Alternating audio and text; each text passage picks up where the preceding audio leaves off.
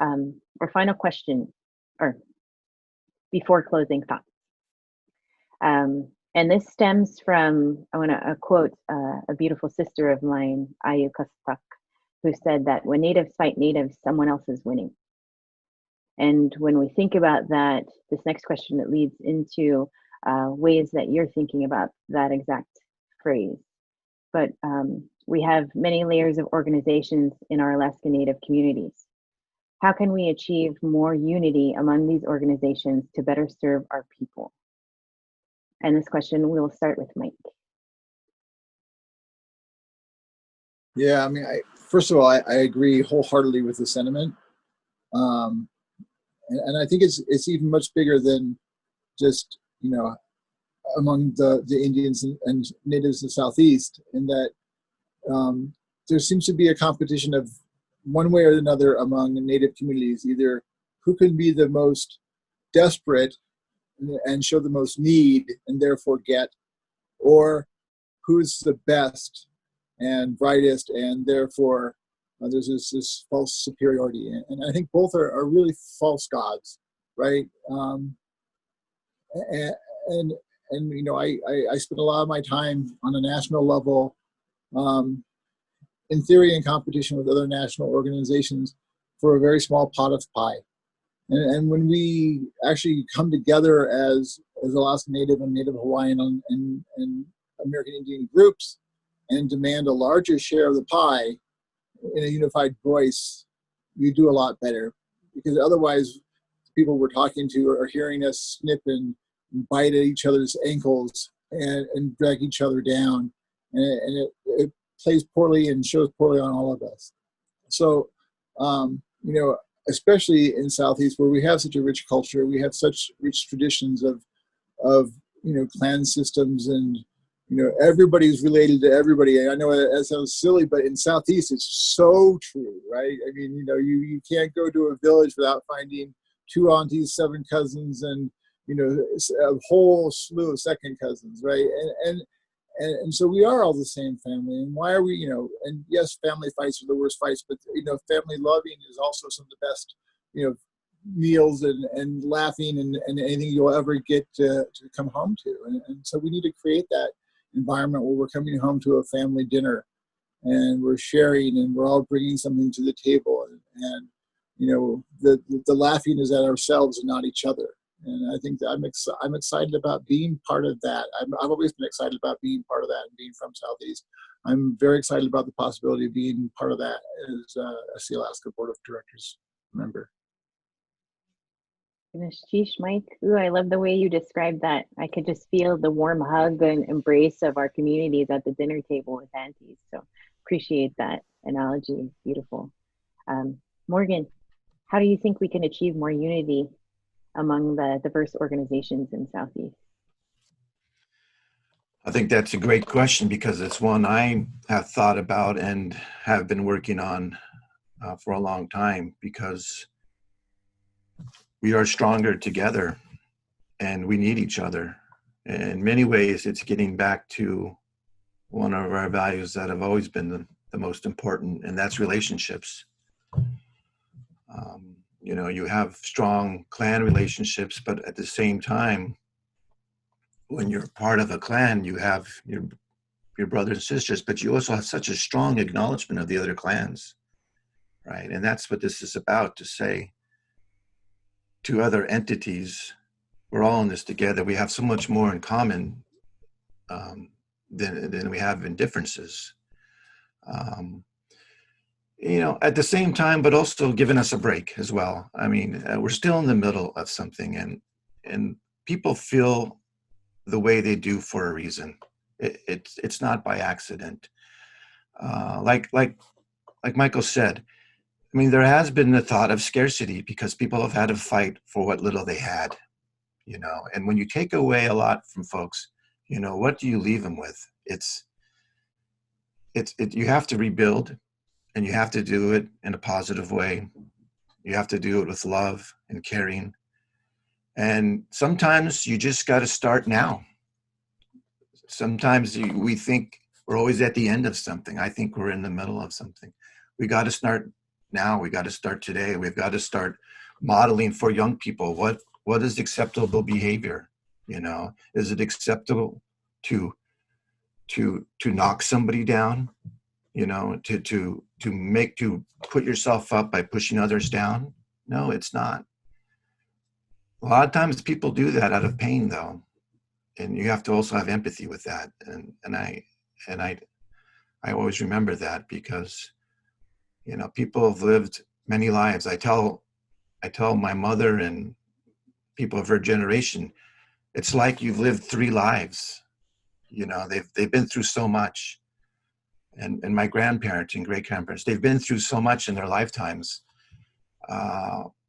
You know, it's up to us to understand that sacrifice and build on it. And I think now is the time to build by coming together. I really do. And I think it's a good question to ask, because I need some help with some solutions for it. I think it's a tough one, but one that's really worth digging into and figuring out.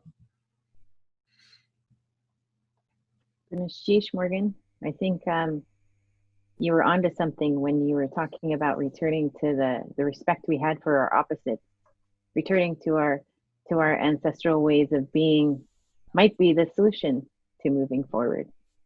So I'm going to sheesh for that.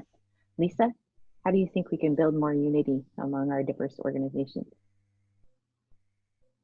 That is like the $1 million question, and the one we've wrestled with in my community here in Heidelberg. And what we did finally is try to set up a model for something that was very different.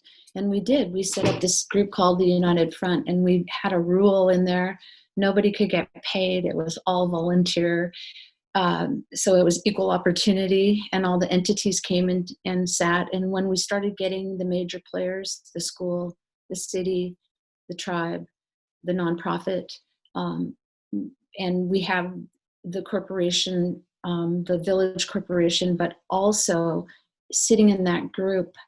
When I was chair 6 years ago, See Alaska came out knocking on the door. And because of the unity, because of the village and the community being on the same page, when we would go after certain things, we were ready. And that is really the message, is to you've got to be big enough to sit at the table collectively and identify what you're best at going for. The city had different needs than the school, and it went from very minimal for each entity. The school now has a $14 million budget, and it's because they worked with the tribe. It's because they did. It is a direct reflection. So we really when See Alaska came in, we just said, hey, Joe, hey, this is what we wanted. You know, they offered us, and we said we have nothing to lose and everything to gain. And this year, after probably 6 years, it speaks to the planning process it takes. You cannot not have a vision. You got to know what you're wanting. And what we wanted to do was help each other achieve what we needed. The one area I would say we're missing is the health. I would say that we don't have a health person at the table, and it's a very, very much a strong same problem. They're having our health model has changed to a different model, so it needs to come to the table. We got to have all the major players. That's number one, and then serve as a model in your community. How did they do this? Why don't we look at that? And then how does Heidelberg, or how do communities reach out and get partners to come in and start to be part of the solutions? So it's really a proactiveness. And we have an attitude here that no one's going to help us but us. Nobody. And so we have to have a strong sense of self about how we're going to collaborate and what can we benefit from that collaboration. So I think we're halfway there, and we know how political we are as Alaska Native people. There's so many layers that you just have to stay on top of understanding why that's so important. You can't get apathetic. You got to get active and get in there and work your way up through leadership and figure out how to do the best you can. That's why See Alaska was so high on my ideals about how you can work. We took what they offered us and we ran with it. And now it's a few years later, but it's going to benefit our community economically. And so I think we can serve as a model, and you can take that model and you can use it in other communities. Others who have modeled after us, we ask them, do you have your school board on board with you? Do you have your city? All these check. And if you don't, start placing people in those positions and start eyeballing who needs to be where. So planning, collaboration, it's doable. And I actually see Alaska doing it already. So I would hope that that relationship continues in any kind of business ventures that we look at, because when you see the resources being taken by everybody but our people, it's really, really disheartening. And so we have to figure out community quotas and how to bring some of the culturally valued jobs. We have to bring value to it, just like the language. You have to bring value to it, and then start building your economics. So thank you. That's a great question, Barb. For that, sounds like Heidelberg's example and your experience with that would be a great addition to the boardroom. Dr. Michelle, what are your thoughts on how we can achieve more unity among the diverse organizations here in Southie? Thank you. I agree with what everybody said prior, and so I won't spend too much time talking about what everybody else talked about, but more about the listening and getting together on the same front, identifying the goals that are the same, and recognizing the tribes of what they are, as they are the tribes, and that we're the corporation. We can bring the tribes on, the corporations on. We have the village corps. You can also bring on the cities, all of that. And when you have everybody speaking together, one of the models that that I've grown up with in the health field is the Alaska Native Health Board, and where everybody can sit at the table and share what they need for Alaska. And then when we go to DC, we all have the same voice. When we go to Juneau, we have the same voice. I think having a voice, sharing what's needed, and we all have similar needs. The same thing with the National Indian Health Board or the National Congress of American Indians. Realizing our sisters and brothers and aunts and uncles that are down in California and Oregon and Washington and throughout the world, we have shareholders, but where we have pockets of thousands, where are we coming together and giving them the voice? And so not just in Southeast connecting, but where do we have, like our health councils, can we have little councils that are the voices for them, and so they could share with us what's going on in their region, and so that we can help support. And there's so much with the funding that comes from different places and how money is moved around. If we all are putting it in the same thing with the same purpose, then money can move much more. We can get lots more done if we can be strategic. And so as Lisa had said before, is we need that. You need your 100-year plan, you need your 1-year plan, you need your 25-year plan, and you need to get those down, and everybody agrees on it, then you continue to work towards that goal. So if you don't have a goal and you don't have a vision, and you don't have that vision laid out, then then everybody's always just like trying to scramble, and then you get into that that I don't have so much. I have to tell everybody that I don't have so much because I need to still contain myself. If you know where we're going and everybody knows what you're doing, then people are okay with, okay, this is the next step. I will be okay because this is what they're going to do this year. And that we are able to move forward because people feel safe. People have stories of trauma. And I'm just going to give a minute for that, or a second, because I don't only have 2 minutes to talk, but give a second for that. We have trauma in our histories. And people's feelings are real.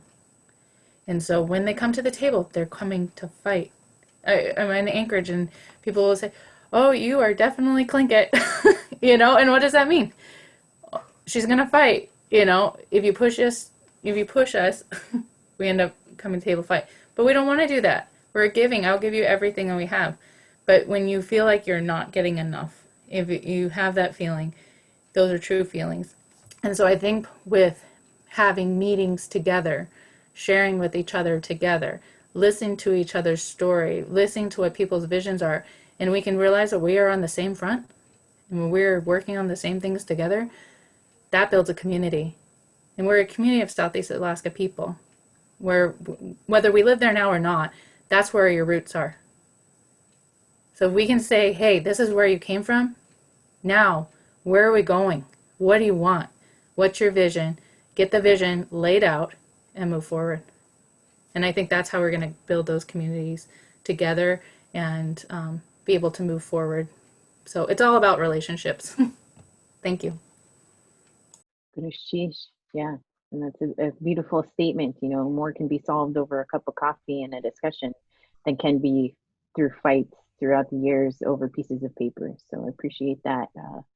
Communication is definitely one of the keys there, and trust.